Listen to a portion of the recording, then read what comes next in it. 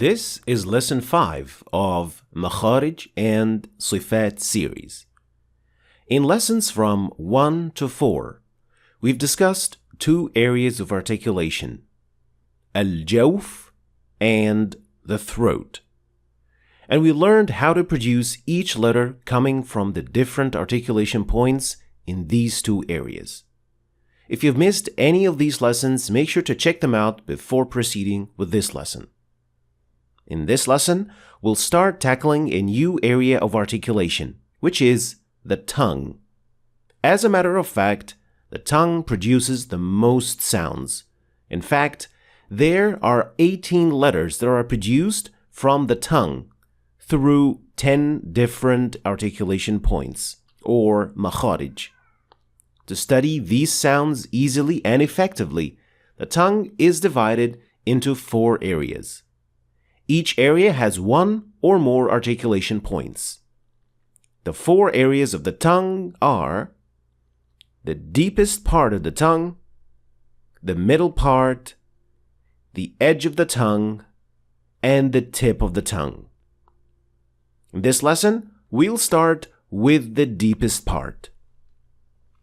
This part of the tongue produces 2 sounds for 2 letters, Qaf and Kaf, which are produced from 2 articulation points from that area. So let's start with Qaf. Qaf is produced when the deepest part of the tongue makes contact with the soft palate. So there is touching between the tongue and the soft palate. The result is something that sounds like this. Aqqa, aqqa. قال يقول الفلق. If you're struggling with pronouncing Qaf, or when you try to produce it, it sounds more like an English K rather than Qaf. Then you should try a simple trick, which is to try and practice this sound when lying on your back. This process makes the contact between the tongue and the soft palate much easier. It also helps you to train the muscles to make the correct movement and pronounce Qaf correctly. So, to produce Qaf, the back of the tongue should be raised to make contact with the soft palate, and the sound will be produced. Moving on to Kaf. To produce the Arabic Kaf, it is almost the same movement made for Qaf. So the back of the tongue is raised to touch the area between the soft palate and the hard palate. The hard palate is that bony area. It is also the roof of your mouth. So the Arabic Kaf will be produced when these 2 organs touch. And it should sound like this. Ak, ak, ذكرك مناسككم. We should also notice that when the Arabic Kaf is produced, there is a slight gush of air or breath that is produced along with it. We call that hams, and this is most clear when Kaf is in sukun position. ذكرى ذكرى كذكركم كذكركم. And to understand the mechanism even better, let's put the Kaf side by side to the Qaf and see what the differences are. First, we see that the movement of the back of the tongue is very similar, if not identical.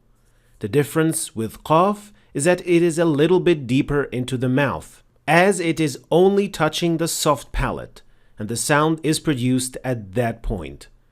But for the Kaf, the sound is produced when the deepest part of the tongue is touching the area between the soft palate and the hard palate. So it is a little bit behind the pronunciation point of Qaf, closer to the opening of the mouth. Qa, qa, ke, ke, aqqa, ak. Now it is time to highlight some of the common mistakes and bad practices with these two sounds. As for the Qaf, the common mistake that is usually made by beginners is producing Qaf way deeper than it should be. This happens when you try to exaggerate the sound, so it becomes way heavier and more difficult to pronounce than it should. And the mistakes sound like this. Qa, qa, qalu.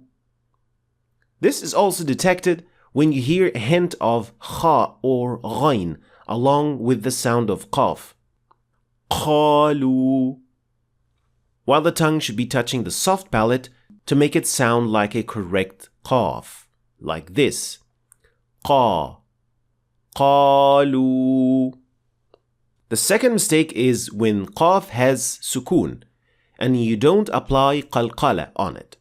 This leads to making qaf sound inaudible as if it is not there, especially when it comes at the end of the word. The mistake sounds like this. Al-haq, khalaq. So to show the qaf, you must apply qalqala to make sure that it is audible. Al-haq, khalaq.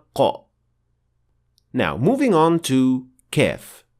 The most common mistake for kaf is applying qalqala on it, especially when it has sukoon. Like so. Akbar, akbar. فَأَهْلَكْنَاهُمْ. So this is not the way to pronounce kaf. There should not be any qalqala. However, it should be pronounced with hams as we indicated before. Akbar.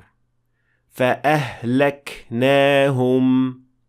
And we'll highlight hams even more when we start talking about the sifat of letters. So these were the two letters that belong to the deepest part of the tongue.